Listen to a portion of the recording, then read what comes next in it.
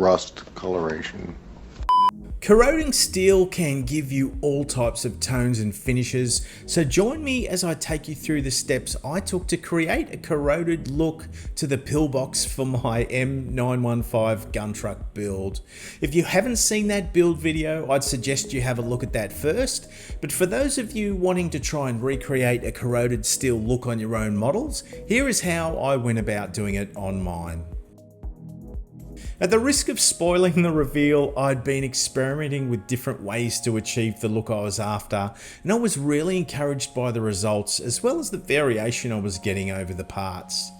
Steel corrodes at different rates depending on many factors and presents in so many different ways, so variation was always going to be welcomed. I'll show you the basics of how I achieved this look, but I'd encourage you to experiment and have some fun with these techniques because it really is a case of there being no right or wrong. The pillbox had been primed in a Mr. Surface of 1500 black, not only to prepare it for paint, but that black colour would form the foundations for the effects that would soon follow. Dark sea grey was then applied over the surfaces in an imperfect way to allow that mottled black primer to show through. I've discussed that mottling before, but this layer is less structured than I'd usually do, so that black will have a greater influence on the colour. The grey is then lightened with a touch of white, and some of those areas are lightened further with that colour. Moving around all of the sides of that structure, and I'm trying to keep the application in a somewhat random fashion because I don't want all four sides to look the same. Creating these corroded effects is all about setting the textured foundations, so I now take to this layer of paint with a sponge moistened with isopropyl alcohol. By dabbing at the surface with this sponge, the IPA is starting to set off those layers of grey I've just painted and is removing and modifying them, giving a similar look to what a chipping fluid might give. But by keeping that IPA to a minimum, I shouldn't be affecting the black primer. The primer layer has been curing for a lot longer and is a lot tougher than that fresh layer of paint I've just laid, but it's still important to be mindful to keep an eye on that black to ensure you're not damaging it. I then apply my first round of rust streaking effects. This is an enamel paint and is applied in a random way over these parts using a brush. And then straight after that, a light rust wash is applied in the same manner, only over different sections. Again, there's no right or wrong with this. Once that application had dried, it's back to the sponge, only this time I'm using a white spirit on the sponge to blend those rust tones. Because the rust colours are enamel paints, I'm able to use the white spirit to reactivate them without fear of activating the lacquer paint that sits below them. Keeping the sponge moving allows me to blend those two colours and create even more texture in the finish. After assessing that first round, I'm able to add even more coverage to the areas that I feel need a boost. For example, I can add more of that light rust where I'm trying to lighten the overall tone up. Once it's blended in, it becomes far less prominent, so you may well need additional layers to get that look you're hoping for.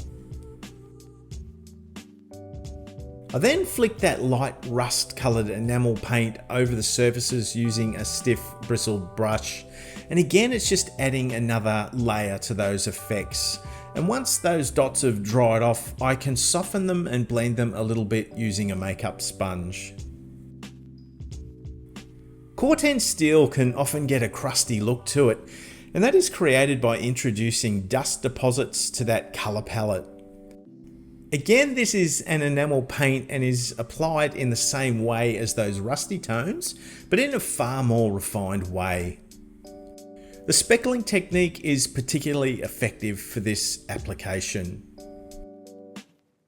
I felt I needed to lift the overall tone and applied a misted coat of Vallejo light rust over the shapes. By keeping this paint well thinned and misting it on, it's acting as a filter and you can see it's introducing richer tones back to that part. Weld seams were brush painted with an aluminium colour, and the weld should add an unexpected bright pop to that part, although they will be far more subdued after the weathering has taken place. A basic tape mask allowed me to spray the gunner's hatch in that Cark tan, and the part was sealed in a mix of satin and gloss varnish from VMS. Sealing with a varnish is important now, so the following weathering steps won't disrupt the other layers of weathering I've applied. It was now a matter of giving those rusty tones a tired and weathered look, so I set about applying an oil dot filter over the faces. I begin with dots of white around the top sections, then moving down to dust, a rusted colour, and then a shadow brown along the lower edges. I can then use a flat brush moistened with white spirit to blend the oil dots over the part. I'm trying to blend them rather than remove them in that up and down motion. After a couple of hours of dry time, that effect becomes apparent, and I can further blend and soften it using that makeup sponge again. This should be subtle and hard to pinpoint what you're actually looking at, but it should present a tired and weathered look to that part. Streaking effects using those rust tone enamels, as well as a paint called rain marks, is achieved by painting in the streaks and then heading back with a brush to blend and elongate them and feather the edges. The pillbox will be subject to further weathering once attached to the truck, but I think it's looking pretty interesting just as it is. These are pretty basic techniques that can be used to achieve something that looks extremely complex, and realistically, you could shortcut a few of these steps I took. 2 colours of rust enamel paint over a dark grey, applied with a sponge, will give you a pretty convincing result quickly and easily, and this is a technique that can be used on pretty much every genre of modelling. But what do you guys think? Is this something you think you'll be trying on your own models? It's pretty simple, isn't it? And I'd love to know what you think, so please let me know in the comments down below. If you've enjoyed this or learned something today, please consider hitting that like button and make sure you're subscribed. And if you'd like to help grow this channel in a greater way, please consider joining us over on the Patreon page. I've left a link down below. Join me in a couple of weeks' time and I'll take you through the full weathering steps I took to bring this gun truck to life and present it in a little landscape base. But of course, there'll be plenty more content for you in the meantime. And remember guys, this is the greatest hobby in the world. Share it with your family and share it with your friends, and let's be proud of what we do. Until next time, I'll see you soon. Nice armor.